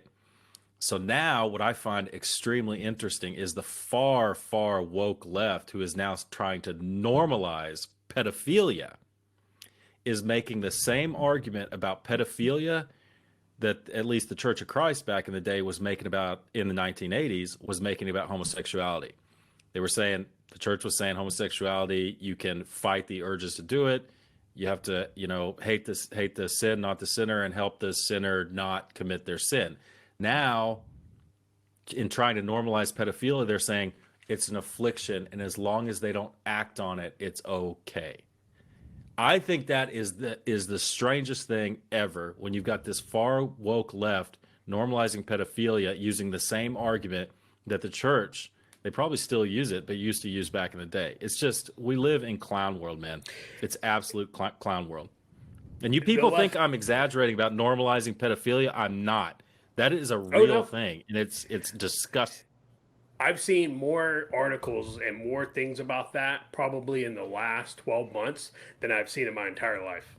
It's absolutely, truly insane. But, the left, when it goes to them and they, they're arguing in circles, something as just as simple as, the celebrating, well, it's, the first, black woman to do this or the first woman to do this. And you're like, oh, all right, so genders. Well, no, there are no genders. Everybody's cisgendered. There are no genders. It was like, well, no, you just said that you celebrated the fact that this is the first woman to do this. Well, but just it's her choice how she identifies. You're like, no. That's not how that works. It's not logical. It's because they're all hypocrites. It's a shit show, man. They're all hypocrites, And speaking of hypocrites, I guess we can throw this last topic out there. Cuomo, holy shit! We touched on him briefly before, but now it looks like a seventh woman has come forward. I think we hit 10. I think there's going to be 10 on top of the nursing home deaths. But as we've always stated here, it's always like, hey, I'm a fan of let the investigation take its, let it run its path. I'm not going to sit here and convict him and say he's done this or that or whatever, because one, I don't know, and two, that's why you conduct investigations, to bring out the facts. But it's funny because when the first couple accusers came out, I think it was the third one that came out, and it was all over CNN. They were very quick to point out that, well, she didn't work for him. And that was it's a very pointed statement to me, because they said it more than once. It was said, at least 5 or 6 times. And I'm like, so what are you getting at? What is the purpose of that? So if you don't work for the person, it's not sexual assault. It's not sexual harassment if you don't work for I just, even now, I don't get it. I think they've moved beyond that statement, because once woman 4, 5, 6, and 7 came out, they're like, oh, okay, this is a little bit bigger here. We're obviously, and we see this stuff all the time. There's never just one. I mean, you're waiting for the other shoe to drop. Once you get that first one, that second one, you're just waiting. Especially people that have that have been in power that long, they're going to be all these other women that come out. But what kills me about it is, where's the left? I think Gillibrand finally came out yesterday, right, with Schumer, I think, and said, oh, he should step down or whatever. But it's like, where's our woman, vice president? The one that, went up there against Kavanaugh, and he's a rapist. And she called Joe a rapist. I mean, she called Joe a rapist. We believe, or I believe her, or whatever the hell, whatever the hell the statement is. Where's she at? Where's President Biden at? Where's Elizabeth Warren at? I mean, all these people came out. It was Biden himself who said, well, during the Kavanaugh hearing, we don't really have to convict or investigate. This is a job interview. And so just the allegations themselves are enough to disqualify you from a job interview. But then now all of a sudden with the Cuomo piece, it's like, well, we need to let due diligence take its course and this and that. And, that's coming from Pelosi and Nadler and those cats. Whereas President Biden's not even addressing it. Kamala Harris, who was so outspoken on the trail, not even addressing it. So it's like, I don't know, Josh, is this guy, I don't get and now they're talking about he had his COVID vaccine czar call around the state saying, hey, are you local or are you loyal to Governor Cuomo? So basically insinuating that if you're loyal to him, because you're talking about impeachment and this and that, if you're loyal to him, you'll get vaccines. If you're not loyal to him, then your district isn't going to get any vaccines. So that was breaking today. So I guess that does this guy does he step down, or does he get impeached? I don't think he's going to step down. I mean, he's probably tripled down on the fact he stated, I am not resigning. Does he get impeached? Does he get recalled? Possibly. I don't know. Again, I don't know if the dude did or didn't do it. I think everybody, even people I don't like him, are entitled to due process. But you're right. The left, the left out there are the biggest hypocrites on the face of this earth. You had how many 100 people go and sit in the Senate rotunda during the Kavanaugh hearings, during his confirmation hearings? Because it was hashtag pound me too, pound believe her, everything, and. Again, yeah, you had Kamala Harris, pound me too, pound believe her, during the debates, that she believed Joe Biden's accusers, So when you say, yes, I believe a woman who has stated that Joe Biden sexually assaulted me. When you say that, you're inferring that Joe Biden is a sexual assaulter or a rapist, right? And then you accepted a job from the same old white man. But anyway, it's a different topic. Does Cuomo survive this? I don't know. I don't think he's going to resign. I mean, that guy, he's said it multiple times. I am not resigning. you know, they they can say what say what they want to say, but he's gonna, I think at this point he's gonna get his day in court, if it goes that far. I don't know what the statute of limitations are on that in New York. I don't know, when the time frame of when these alleged transgressions were have occurred. But yeah, you don't hear anything out of the left. You don't hear anything out of the Pound Me Too movement. They're very quiet. I don't agree with the people who are demanding you must resign immediately because of accusations. I despise Cuomo, but at the end of the day, we do have a thing called due process. Everybody is entitled to it, even people you don't like. But the tragedy in all of this is people are talking about this, and they're not talking about the nursing home deaths. They're not talking about the hundreds of people that this dude killed.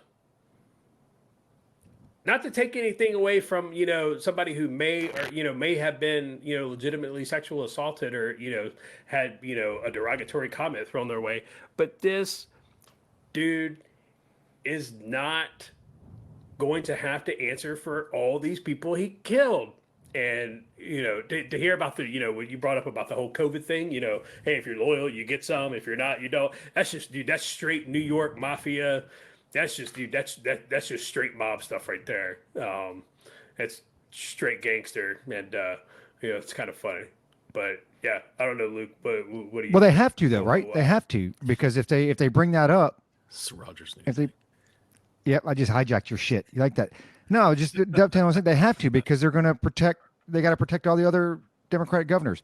It wasn't hundreds, so total 15,430 deaths at least. How many? 15,430. So they so far classified. They've got nursing home, inside facility, outside, 13,625. Assisted living, 825. Other adult care, 980. So 15,430 before the investigation is complete. And this is an instructional point for the audience, I think. Hyperpolarized world, we all agree on that, I think. But it's okay to be wrong sometimes, for all of us. Like to make an initial judgment on something, as more facts come out, you're like, oh wow, yeah, that was not what I thought. Because I remember, we can go back and play the game tape. I think we didn't heap praise on Cuomo early on. The gold standard. I think we made some comments like, you know what, he's handled himself pretty well. You remember that? We made those comments, and you know what? I don't have a problem saying, yeah, I was not as informed back then as I was. The same thing as Josh's girl Bonnie, was like, you said there would never be a vaccine. And I was like, yeah, I did say that, and I was wrong. Wasn't 120% wrong, but I was, I changed my outlook, and you were allowed to do that. You're allowed to be wrong sometimes. And we were definitely, I've never liked Cuomo, first of all, but the way he was handling things really early on was a great PR thing. And, it is what it is. If I put my conspiracy hat on right now, I definitely think that I think he might get impeached. I think the impeachment process in New York is similar to what it is for the president of the United States, where just because you're impeached doesn't mean you're going to be convicted of anything. Impeached just means you're accused of something. There's going to be a hearings and trial and all that. So I think he might get impeached for this. I don't think it'll go through. And that'll take the spotlight off of the nursing home deaths so that they can set Whitmer up to crash and burn just horribly. Because she basically did the same thing, not to the scale, but she was taking all her cues from what places like New York were doing. So I really think that Whitmer is they're going to burn her down in Michigan. And I think with a lot of this stuff that we're seeing right now, because it's like, where are the and you got to stop saying "pound me too," Josh. Stop saying that. But where are all these people? Where's the left? Where are the Democrats? They're not just they're not silent because they're scared to say something, or they're not silent because they don't know what to say. They're silent for a reason. And I think a lot of the stuff we're going to be seeing over the next year or two, and we all discussed this, is the lead up to the bloodbath that's going to be the midterms, and they're going to want fall people going down for that because I do think the midterms are going to be an absolute bloodbath, and I think the Democrats know that. And dovetailing into Joe Biden, I don't think it really matters if he steps down or 25th Amendment happens before or after the midterms because it won't affect it one way or another.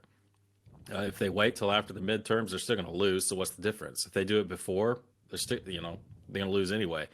I think they're weighing that out right now. I'm not saying that is what's going to happen, but I think they're setting it up like that. So, I don't know. Cuomo is just, ugh. You see the pictures of him with his hands on that girl's head. It was just so, it's like the joke stuff is so creepy. And I know a lot of photos lack context, but man, they caught that photo at the exact, I guess, right or wrong time because the look on the girl's face, she just looks terrified. It's a horrible, horrible picture. But yeah, I'm so sick. It was nice being away from the news, but I'm going to stick with my midterms thing. Roger, what do you think about that? I think we win the House, right? I say the GOP. I think they actually take the House because I didn't realize it's as close as what it is. Yeah, it was like 9, 10 seats or whatever. So I think that happens. I just pulled this up, and this is incredible. This is incredible to me, and I don't think stuff like this. We're not going to truly know all the underhanded dealings and just the dirtiness that went on for like a decade at least. Correction. 2 months after publication of this story, the Georgia Secretary of State released an audio recording of President Donald Trump's December phone call with the state's top election investigator. The recording revealed that the Washington Post misquoted Trump's comments on the call based on information provided by a source. Trump did not tell the investigator to find the fraud or say she would be a national hero if she did. Instead, Trump urged the investigator to scrutinize ballots in Fulton County, Georgia, asserting she would find dishonesty there. He also told her that she had the most important job in the country right now. So they come out and they just lie. I mean, it goes all the way back to the Russia thing. They just lie. You can lie and impact the election. And you know what? I mean, maybe we'll come around and correct it and address it later. But we'll address it a couple months later when, oh, by the way, there's already been, 2 senators elected and a presidential election. I mean, dude, it's incredible. It's like, and that will just get washed over. Like nobody will even see any of that stuff. It just gets washed out. It's much like, what's going. We didn't even touch on this yet. We talked a little bit about it last time, and it's kind of a little tongue in cheek with the, it's not funny, but you talk about the renaming of the child, facilities and whatever, the cages or whatever. But like the administration now won't even admit there's a crisis at the border, and they're now saying, well, it's not a crisis, it's a challenge, but you're starting to see it, they're trying to pivot real quick. Well, this challenge was caused by Donald Trump. Because Donald Trump locked the border down, it essentially didn't allow illegals to come through. It's kind of like the flu and COVID, right? You got to catch the flu every year, and that's how you keep the numbers down. If you don't catch the flu this year, then next year you have twice as many. So because Trump lock the border down when we normally have like 100,000 illegals come through a year or whatever that number is. Because he locked it down for 4 years, you basically had 4 years of built up illegal immigration populations waiting to come over. So now once Biden came in office, the floodgates open, and now we're having to send FEMA down there. So, Josh, are we, is it a crisis or is it a challenge down at the border? It's a flat out crisis. So last year, 2019, there were 9,000 documented border crossers, right? We're talking illegal border crossers, 2019. So far this year, just this year, 76,000. Jesus. And that's just what we know about, right? Not to mention, what was it, the 11 Iranians that got caught coming across the border? It goes back to, it goes back to the majority of the American public. That's not surprising about the Georgia election thing. We allow our elected officials to come to flat out lie to us time and time again. People go back to the polls. They keep electing these idiots. And then, and then people, they want to clutch their pearls when they're like, oh, this person lied or this person didn't fulfill their campaign promises. Well, I mean, you only have 47 years of Joe Biden's record to, to really take a look at and say, does this guy actually do what he says he's going to do? So I have no sympathy for you there. It just, and with the whole border thing, it was kids in cages, kids in cages. When those photos first came out, people were appalled. People were like, this just can't, this is a crime against humanity. AOC called it a crime against humanity, this, that, and the other. She went down, remember her little photo op down there at the fence. And the fence wasn't even at the facility. She's it was in the parking lot. She wasn't even remotely anywhere near the actual facility, and she's got, she's playing, she's just hamming it up for the cameras. And, it's kids in cages. It's like, oh man, those pictures are from 2014 when Barry built the cages and Joe Biden was a vice president. I don't know if you guys, folks remember that. And then, people were like, oh, this can't stand. And Joe's, he campaigned on it. Like, it's not how you do things, not how you treat people. And now they are at 176% capacity. And, no COVID measures, no COVID precautions, no nothing.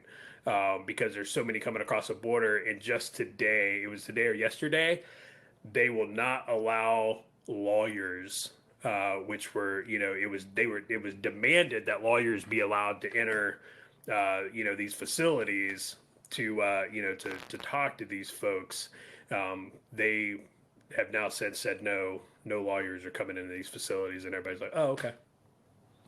When the Trump administration said that, it was, dude, it was, there's a cover up, there's torture, people are being raped, people are, women are having their uteruses taken out, I mean, it was just like, just whatever they could come up with, and, that's what it was. And now it's, well, no, they're not cages. They're, they're just, holding camps. They're, it's like a daycare, it's fine. It's like, no, there's still bars on the windows. People are still in cages that, Joe Biden and Obama built when they were in.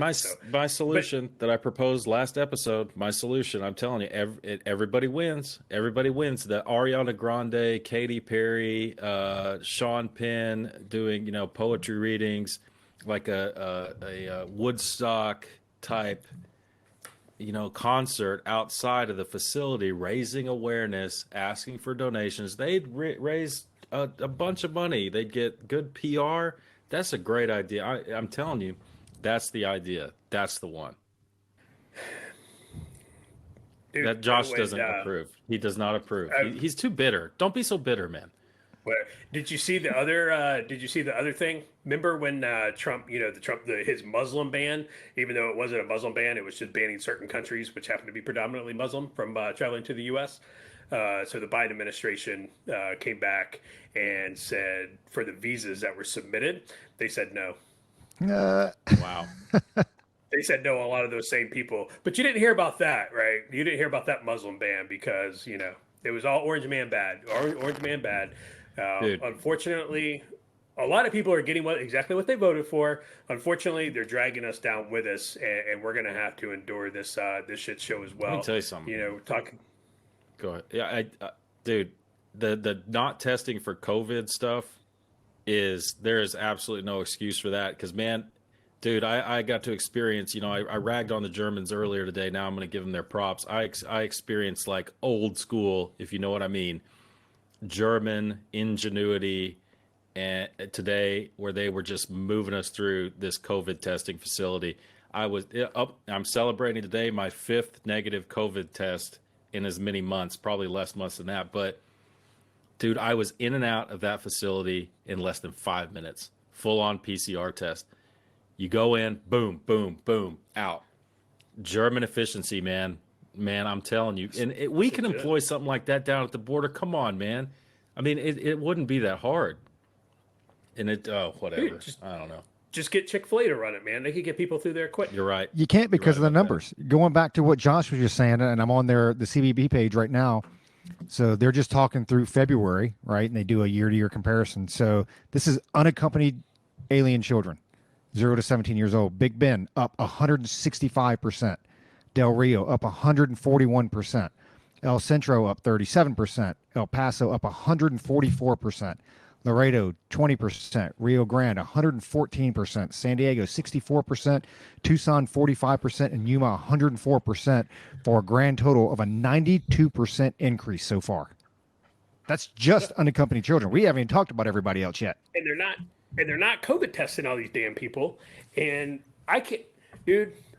I again, I was up in Boston last week, and it's one of my favorite cities.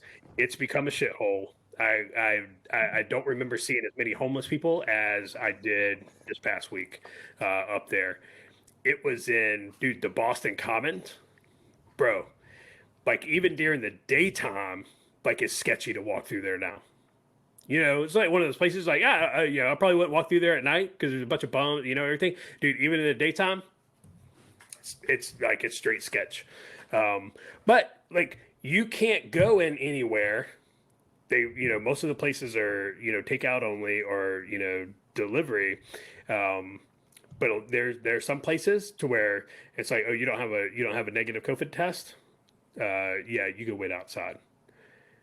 But people coming across the border, oh, come on in, man. Don't worry about it. Don't worry about that COVID test. We're just go on in and head on up to I-10 and let your second coyote pick you up and take you wherever you're gonna go. I don't understand why you're so angry. You should be happy that the chief executive of this country might let you celebrate July 4th with a small gathering outside. Might let you. Yet to be determined. Might let you if you're a good kid. I lost my shit when I saw that. Oh, I completely lost my shit. I want to throw the biggest block party ever. Covidcella. That's a good one. Border. That's a good one. Hey, there you go. I think that's the title of this episode. Covidcella. South by. It's absolutely, dude. There are still people who are like, yeah, I don't think we should get together and celebrate Independence Day because COVID's still a thing, and the president said it was like, think about what you're saying. Think about what you're saying. They're too far. Swirl that around in your head. It's just, dude. They're too far gone. I'm telling you, 90%, and that's being conservative. 90%. So, we talked about a lot, and I'm not allowed to go on vacation anymore. Roger and Josh informed me my vacations can last no longer than a week from here on out. So that's some good news, I guess. We probably could have gotten in 53 or 54 episodes. When I was back, I got to hear a lot of people whining about, how come you never mentioned my name on the podcast? How come you never mentioned my name? I'm like, dude, I don't even know you listen to this, man. You just comment on the Facebook page or something. But yeah, I got to give a shout out to Brent and my brother-in-law, Kurt. Kurt doesn't listen, but Brent does. And I got to give both of them props because they both have boys who are far better at basketball than they ever were. So they know how to raise good basketball players, Brent and Kurt. So Brent, thanks for listening. I had no idea you even listened. Sorry I didn't get to see you when I was in Lubbock, but we appreciate you, everyone listening. Appreciate your time. Thanks for being patient with my vacation, and we tolerate Josh's short spurts. Yeah, he's saying, doesn't my brother-in-law listen? They listen sporadically. My brothers-in-law, they listen sporadically. So they don't listen to all of them. I don't know. Maybe they do. People just comment on Facebook. Just do something. Those of you who have, I really appreciate y'all doing that. One more shout out to Carlton Zeus. Thanks for letting us use your music. I think that's another one that hasn't listened in a while. But until next time, if you guys have anything you want us to talk about, any suggestions, any fights you want us to get in, we'll be glad to entertain those. Just shoot us an email, comment on the YouTube page, or hit us up on Facebook or email. So, your freemium content is next. I know a lot of people are watching that. Shout out to our folks in India. And For those of you closing out the podcast, keep your canteen cups full and tightly secured. Good shit. Not bad. That was a good one, but with so much to talk about, I got to cut. It was it was a lot, man. There was a lot. There was a lot more to talk about. Did you guys see the video come out of Nashville of that police officer shooting that black lady, and the black lady shooting him? I didn't see the video yet. I didn't see the video yet, but I read. So the first video that came out was of her sitting in her car screaming, "Help me!" And he's just tasing the shit out of her, dude. Like, I mean, he's just like, he's got it right on it. He's just like, like Dr. Watts. Man, he is on it. And so that was the clip, right? That was the clip. That was the, oh my God, look at this white police officer tasing this black. She's helpless in her car.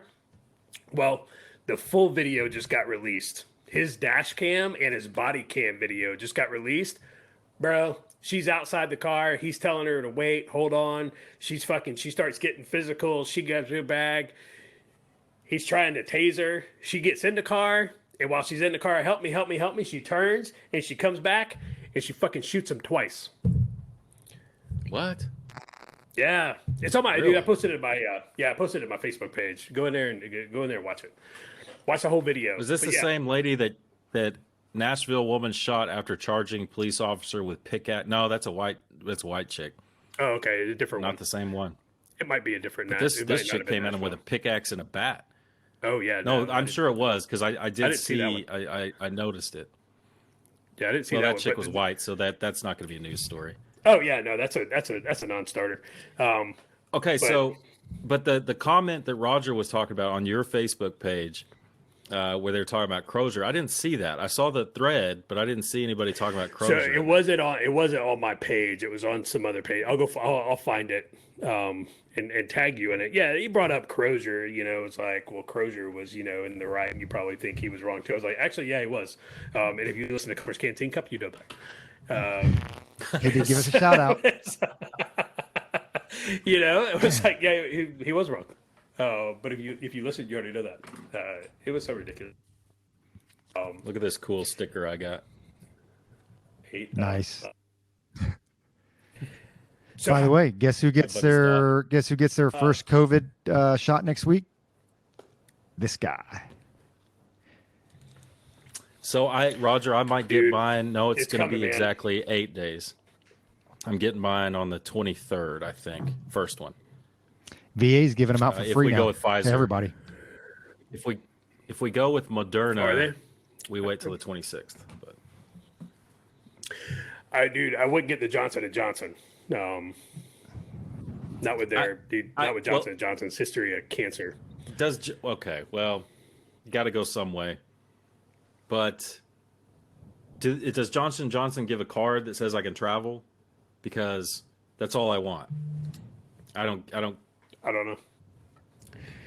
Does Moderna? No, none of them do yet. But that's coming sooner or later. It's like we're gonna have an app. Yeah. And I wonder where you would get that from. I don't know because they're behind the power curve on that right now. I mean, what are they gonna? I mean, how are they tracking who's been vaccinated, who hasn't? I'm telling you, this is not going to stop. Would that be something from your PCM? PCR? Wait, what? Your primary care manager. I don't know. Dude, I don't have one of those over here. I don't know how they would. I don't know how they would do that. Well, if you're okay, because the way they're tracking, like people are going to like the NASCAR stadium or the NASCAR track in Fort Worth, and they're processing 10,000 people a day, like Chick-fil-A through there, and it's like, who's keeping those records so that when your COVID card comes out, I've been vaccinated. This is going to. Nobody's doing that because if they were, you already had a card saying, "Hey, I've already had COVID and I don't need the fucking vaccine." And much like the CDC is saying now, well, you know what? It looks like you can be 3 feet apart and be just as protected. Man, it's absolutely insane. You should have seen the amount of people in Boston that were wearing fucking masks outside, dude. Outside, it's the same in like Seattle, walking down the street. That's why you're like, what are you doing? you guys give me shit about it, and I know why, but it's like it's easier just to keep the thing on because you're going in and out of shops. People are passing you, making comments if you're not wearing it. It's like, dude, I do not want to get in a fight here. Oh, did I tell you about the fight I nearly got in with the Trump supporter? Did I tell you guys about that? No. Oh, I should have done it. Okay, freemium's good this time. So we're getting on a plane from Dallas to Seattle. Okay, and there's a dude. We walk in. He's an older guy, probably 60, maybe late 50s, and he's got like a full-on Trump hat, like not the red one, but like with all the bling on it and everything. And his face mask that he had on was Trump lips, you know, where he's doing China. And I thought it was funny. I thought it was funny. I was like, hey, this is a nice mask, man. I sat right behind him. So I think this guy had a couple of screws loose because basically he was saying, like, everybody that got on, and he looked at me and he said it too, everybody that got on, he was like, you are a sheep. Or he goes, you are a sheeple. I am the people. And he was saying it to everybody that walked by. And he was like saying, all these people are sheep. They're sheep. They're sheep. They're sheep. And he was wearing like American flag cowboy boots and everything. And I didn't think anything about it. All I thought was it's guys like this that give like legit like Trump supporters like me a bad name because he's talking shit. He's trying to get into some kind of conflict or argument with somebody. You know, he's kind of taking his mask off and letting it hang on his ear. The stewardess had to tell him 2 or 3 times. So anyway, this guy, as we're getting off the plane, and he was just yakking it up the whole time, calling everybody sheep, and he's, you know, whatever. These people, I just can't believe him. And it stuck in my mind that he made eye contact with me and called me a sheep. That pissed me off. But I was like, I'll let it go. Whatever. He's an old man. So we go out in the airport. You know, everybody goes and takes a leak after you get off your plane. And sure enough, the only empty urinal was the one next to him. So I walk up, get next to him, and I have my Texas flag mask on, you know. And he kind of looks, he goes, you are the sheeple. I am the people. All sheep in here. So I get done peeing before him because my prostate works somewhat well. Wash my hands, go outside. He comes out, and I was like, I'm going to see if this guy looks in my eye and calls me a sheep. Because I got something for him. Because he's too young to have served in Vietnam. He's too old to have, you know, done all the stuff that we've done. So I was like, this guy's about to get an earful, and I'm going to put him through the fucking wall. Because it was just pissing me off. And he comes out, dude. Look, I'm waiting for Michelle in the bathroom. Looks right into my eyes, and he goes, you are a sheep. And I walked right over to him, and I turned around and looked right in his eye, and I'm like, are you talking to me? Are you talking to me? You calling me a sheep? Is that what you're doing? He's like, no, man, it's all good. You know, as soon as I got in his face, he was like, no, it's all good. Yep. Dude, I was ready to kick an old man's ass, though, man. I was so mad. I was like, you don't, dude, are you kidding me? You calling me a sheep? Man, I was mad. But then, so then you guys comment saying, that I'm wearing a mask on the street in Seattle and kind of tears my down. So what you're saying is that you're really no better than Cuomo. You just like beating down old people. Old men. Who else beat down an old man? Somebody else beat up an old man not too long ago. You might as well just put him in a nursing home. Kill the dude. I know, man. Dude, it's bad. Hey, did you? So I know the duty free and fucking Atlanta was closed. That's some garbage. Did you manage to grab a bottle and stash in your bag for the ride home? For Frankfurt, no, because of that holdup at the line, I didn't have time to shop. It was a damn tragedy. One dude wanted me to pick up a Glengoyne 28. That's like a $900 bottle of booze. Yeah, and I was like, they ain't giving them away. No, I didn't even see if they had it, honestly. But Glengoyne 28, jeez, is that how you say it? Glengoyne, I don't know. It's too fancy. That's Chris for me. Tom. Yeah, that's Chris T. Too funny. All right, out there, YouTube viewers, thanks for watching. You actually got a little bonus content with Luke abusing and almost assaulting an old man. Like I said, we'll put him right up there with Cuomo. But thanks for watching. Thanks again to Carlton Zeus. And until next time, keep your canteen cups tightly secured.